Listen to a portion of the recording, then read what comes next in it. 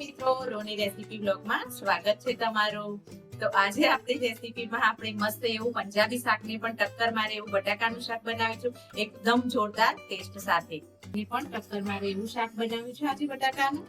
તો આખી રેસીપી અમારો આખો વિડીયો જુઓ અને આખી રેસીપી તમને હું બતાવું કે એકદમ સરસ એવા જોરદાર ટેસ્ટ સાથે આ શાક બનાવ્યું છે મેં, અને એકદમ જોરદાર અને ટેસ્ટી, અને છોકરાઓને તો પણ બહુ જ ભાવશે, પણ મોટાઓને પણ એવું જ સરસ લાગશે જે આપણે રેસ્ટોરન્ટ ટાઈપ બનાવ્યું છે આપણે।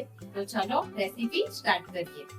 તો અહીંયા આપણે બટાકાનું એક અલગ જ રીતે શાક બનાવવા માટે આપણે બટાકાને બોઇલ કરી લેશું, એકદમ સરસ એવું અને ટેસ્ટી એવું શાક બનીને તૈયાર થશે। તો અહીંયા આપણે 3 નંગ જેટલા બટાકા લીધા છે। તમારા ઘરમાં સભ્યો હોય આપણા ઘરમાં એ રીતે આપણે બટાકા લઈ લેવાના રહેશે। તો અહીંયા આપણે એકદમ ઓવરકુક નથી કરી દેવાના, તો એકદમ માપના જ મીડિયમ, એટલે 3 થી 4 વિસલ આવે એટલા જ આપણે મસ્ત મજાનું શાક બનાવવા માટે અહીંયા આપણે લસણની કળી લીધી છે 6 થી 7, અને અહીંયા અમે મરચાં લીધા છે લીલા, અને 1 પિંચ જેટલો આદુનો ટુકડો લઈ લીધો છે। અહીંયા આપણે બધી જ ગ્રેવીને જોડે જ કરી દઈશું, અને 2 નંગ જેટલી ડુંગળી અને 1 નંગ જેટલું ટામેટું લીધું છે। તો આ બધાને આપણે ક્રશ કરી લેશું। તો અહીંયા આપણે એક વાસણ લઈ લીધું છે, તો એમાં આપણે 4 થી 5 ચમચી મોટી જેટલું તેલ એડ કરીશું।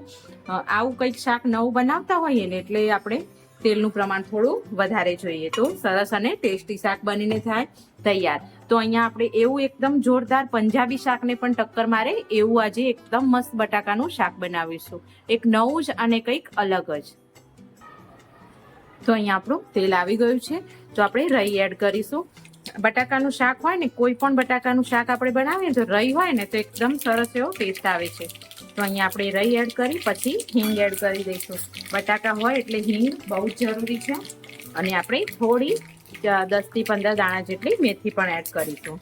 તો અહીંયા આપણે આજે ગ્રેવી બનાવીએ છીએ એ એડ કરી દઈશું। તો અહીંયા આપણે બધી જ ગ્રેવી એડ કરી દીધી છે। આપણે કોઈ બી શાક બનાવીએ ને તો આપણી જે મેઇન પ્રોસેસ હોય છે એ ગ્રેવીની હોય છે, તો એ ગ્રેવી બહુ જ જરૂરી છે। આપણે ધીમો ગેસ કરી દઈશું, અને ધીમા ગેસ પર આપણે થોડા એવા બેઝિક મસાલા કરીશું। મેં 1 ચમચી જેટલી હળદર એડ કરી છે, 2 ચમચી જેટલું લાલ મરચું એડ કર્યું છે। તમે ઘરમાં જે પ્રમાણે લેતા હોય મરચું અને મીઠું એ પ્રમાણે લેવાનું રહેશે। અહીંયા આપણે મીઠું પણ એડ કરીશું। તો બેઝિક મસાલા જ હાલ આપણે કરીશું, કોઈ જ આપણે અત્યારે અહીંયા ગરમ મસાલાનો ઉપયોગ નહીં કરીએ। અને આ ગ્રેવીને આપણે ધીમા ગેસે તેલ ઉપર ના આવે ત્યાં સુધી આપણે આને ચડવા દઈશું, ઢાંકીને આપણે ચડવા દઈશું। તો અહીંયા આપણે થોડી વાર થઈ છે, તો ગ્રેવીને આપણે જોઈ લઈએ।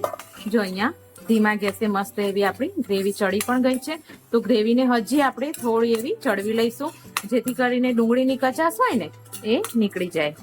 તો અહીંયા આપણે થોડી હજી આપણે ગ્રેવીને ચડવી લેવાની।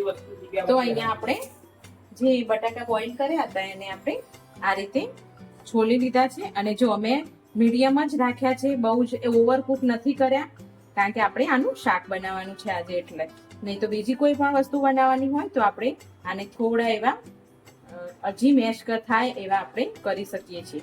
તો અહીંયા મેં આ રીતે જ બટાકાને બોઇલ કરી લીધા છે, અને આને મોટા થોડા ટુકડામાં કટ કરી લઈશું। આ રીતે આપણે બધા જ બટાકાને કરી લઈશું। તો અહીંયા આપણે જોઈએ તો આપણી ગ્રેવી સરસ એવી મસ્ત એવી ચડી ગઈ છે, અને એની કચાશ પણ દૂર થઈ ગઈ છે। તો અહીંયા આપણે ગ્રેવી ચડી ગઈ છે, તો એના પછી આપણે થોડું એવું પાણી એડ કરીશું, અને પાણી એડ કરી અને આ રીતે થોડું એવું મિક્સ કરીશું, જેથી કરીને આપણે શાક છે આપણે થોડું એવું ગ્રેવી વાળું અને રસાદાર બનાવીશું। તો અહીંયા મેં પાણીનો થોડો બીજો ઉપયોગ કર્યો છે અહીંયા। તો અહીંયા આપણે આ ટાઈમ પર આપણે બટાકા એડ કરી દઈશું આપણે। અને અહીંયા તમારે મરચું અને મીઠાની કોઈ પણ જરૂર લાગે તો અહીંયા તમે આ સ્ટેજ ઉપર ઉપયોગ કરી શકો છો। જો આપણા બટાકા એકદમ પાણી પીવે ને એટલે એકદમ આપણો રસો એકદમ શોષાઈ જશે, હજી તો આપણે થોડા પાણીની હજી જરૂર પડશે। તો આપણે અહીંયા થોડું સ્વાદ પ્રમાણે બીજું મીઠું એડ કરી દઈશું। આપણે ગ્રેવીના ભાગનું જ નાખ્યું હતું, તો અહીંયા આપણે બટાકાના ભાગનું પણ મીઠું એડ કરી દઈએ। અને અહીંયા થોડી આપણે અહીંયા કસૂરી મેથી પણ લીધી છે, તો અહીંયા આપણે ઉપર કસૂરી મેથીને આ રીતે એડ કરી દઈશું. કસૂરી મેથી નાખવાથી એકદમ શાકનો મસ્ત એવો ટેસ્ટ આખો બદલી નાખે છે. અને અહીંયા ઘરમાં જે કોઈ પણ રેગ્યુલર તમે ગરમ મસાલો વાપરતા હોય ને એ ગરમ મસાલો છે, તો એને પણ એડ કરી દઈશું. અને બધી જ વસ્તુને મિક્સ કરી અને થોડી વાર એવી આપણે કૂક થવા દઈશું. હજી આપણે થોડું એવું પાણી એડ કરીશું. તો પાણી એડ કરવાથી એકદમ આપણા બટાકા સરસ પણ થઈ જશે અને ટેસ્ટ પણ સરસ આવશે. અને બધો જ આપણો ગ્રેવી છે ને એ બટાકામાં આપણી ભળી જશે. થોડી વાર આપણે ચડવીશું ને એટલે સરસ એવી ગ્રેવી આપણી ચડવી જશે. તો આ શાક તો છે ને તો પંજાબી શાક છે, એને પણ જોરદાર ટક્કર મારે એવું બને છે અને સરસ ટેસ્ટી અને બધાને જ ભાવે, નાના મોટાને બધાને જ ભાવે. તો આને આપણે ધીમા ગેસે આપણે બંધ કરી અને થોડી વાર આપણે ચડવા દેશું. તો અહીંયા આપણે થોડીક વાર એને જોઈએ તો મસ્ત એવું તેલ ઉપર આવી ગયું છે. તો આપણું શાક મસ્ત એવી રીતે તૈયાર થઈ ગયું છે અને એની સુગંધ પણ એકદમ પનીરનું શાક હોય ને એનાથી પણ જોરદાર સુગંધ આવી રહી છે. તો અહીંયા આપણે ગેસને બંધ કરી દઈશું. જુઓ મિત્રો, એકદમ આપણા પંજાબી કોઈ બી પનીરનું શાક હોય ને એને પણ ટક્કર મારે એવું શાક આપણે બનાવી દીધું. તો અહીંયા આપણે થોડા એવા કોથમીરના પાન સ્પ્રિંકલ કરી લઈશું.